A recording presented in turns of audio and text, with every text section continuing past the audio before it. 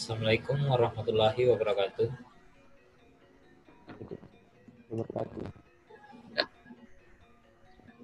Di sini kami akan menjelaskan sedikit tentang tugas yang telah diberikan dari mata kuliah dasar sistem pengaturan. Saya sendiri, Andika, sebagai moderator, dan dua teman saya. Yang pertama itu Muhammad Agung Suardi, yang kedua itu ada Rifki Aliwafa. Di sini terdapat 4 soal. Tanpa berlama-lama lagi, nomor 1 dan nomor 2 saya serahkan ke Rifki Aliwafa. Silakan saudara Rifki. Ya, di sini saya akan menjelaskan nomor 1. Manakah yang lebih baik, open loop atau closed loop system? Menurut apa yang kami dapatkan, closed loop system lebih baik daripada open loop, karena closed loop memiliki umpan balik atas keluaran yang dihasilkan. Jadi, kalibrasi dan parameter yang digunakan untuk output dapat disesuaikan dengan harapan output yang direncanakan di awal, serta mengatasi kelemahan sistem open loop karena dapat melakukan koreksi saat ada gangguan. Itu nomor 1. Dan untuk nomor 2, nomor 2, mesin cuci dengan sistem open loop dan closed loop. Mesin cuci dengan sistem open loop memiliki input baju kotor, deterjen, air, dan pengaturan waktu. Untuk prosesnya, nyalakan mesin cuci hingga waktu yang ditentukan. Dan untuk output, didapatkan baju basah saja dan tidak dengan baju sudah bersih atau belum. Dan untuk yang closed loop-nya, inputnya adalah baju kotor, deterjen, dan air. Untuk prosesnya, menyalakan mesin cuci. Dan untuk output yang didapat adalah baju bersih dan air keruh. Dengan feedback apakah air sudah keruh, dan jika misalnya air tersebut masih bersih dan belum keruh, mesin cuci akan terus menjalankan prosesnya. Dan untuk pengaturan suhu ruang, ada yang open loop dan ada juga yang closed loop. Untuk yang open loop, dengan input, atur suhu yang diinginkan. Dan prosesnya, nyalakan mesin, dan mesin mengatur suhu yang telah ditentukan.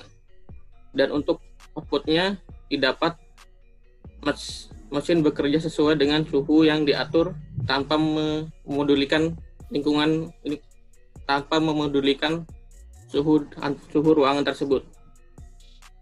Dan untuk yang closed loop, inputnya sama, atur suhu yang diinginkan. Dan prosesnya menyalakan mesin sesuai dengan suhu yang diinginkan juga, sama dengan yang open loop. Dan untuk output yang didapat, suhu ruangan sesuai dengan suhu yang diinginkan.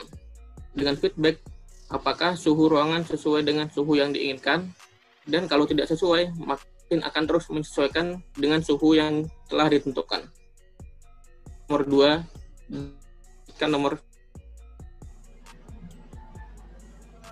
Saya akan menjawab pertanyaan selanjutnya. Yang nomor yaitu tentukan komponen sistemnya, yaitu input, output, plan, trigger, dan controllernya. Yaitu yang pertama, orang menunjuk benda. Adapun inputnya itu ada benda yang ingin ditunjuk. Outputnya tangan menunjuk benda yang diinginkan. Kemudian prosesnya atau plan, otak memberikan perintah ke tangan dan tangan bergerak. Kemudian triggernya itu tangan, kemudian kontrolnya yaitu otak. Kemudian yang kedua itu orang mengendarai mobil. Inputnya itu lokasi yang dituju, kemudian outputnya mobil bergerak ke lokasi yang dituju. Kemudian proses atau plannya, orang menginjak pedal gas dan mobil bergerak. Yang selanjutnya triggernya itu mesin mobil. Kemudian kontrolnya itu orang atau manusia itu sendiri. Kemudian yang ketiga, robot mengambil barang. Inputnya itu barang yang ingin diambil. Kemudian outputnya barang diambil. Kemudian proses atau plannya, robot bergerak mengambil barang. Kemudian kontrolnya yaitu microcontroller. Kemudian yang selanjutnya, sistem pengaturan level air. Inputnya yaitu ketinggian air yang ditentukan. Kemudian outputnya ketinggian air sesuai dengan yang diinginkan. Kemudian proses atau plannya, Sensor mendeteksi ketinggian air sampai air mencapai ketinggian yang ditentukan atau sesuai. Kemudian kontrolernya itu mikrokontroler. Baik, nomor selanjutnya saya silakan. Ya, terima kasih Saudara Agung. Saya akan melanjutkan di nomor 4. Di nomor 4 ini terdapat suatu gambar suatu sistem, di mana yang nomor 1 itu adalah sebagai inputnya, nomor 2 itu sebagai controllernya, nomor 3 itu sebagai aktuatornya, nomor 4 itu sebagai proses atau plan-nya, nomor 5 itu sebagai outputnya, dan nomor 6 itu sebagai output sensornya, dan nomor 7 itu sebagai error detektornya. Nah, di sini disuruh juga membuat suatu diagram blok. Bisa dilihat pada diagram blok ini terdapat input sensor, kolektor, aktuator, plan atau proses, output sensor. Yang pertama itu dimasukkan inputnya, yang kedua itu input sensornya, selanjutnya ada controllernya, selanjutnya yaitu diteruskan ke aktuatornya atau penggeraknya, lalu diproses. Jika hasil yang diinginkan sesuai, maka keluarannya output. Jika tidak, maka ada feedbacknya. Kembali ke kolektor lagi dan diproses lagi. Ya.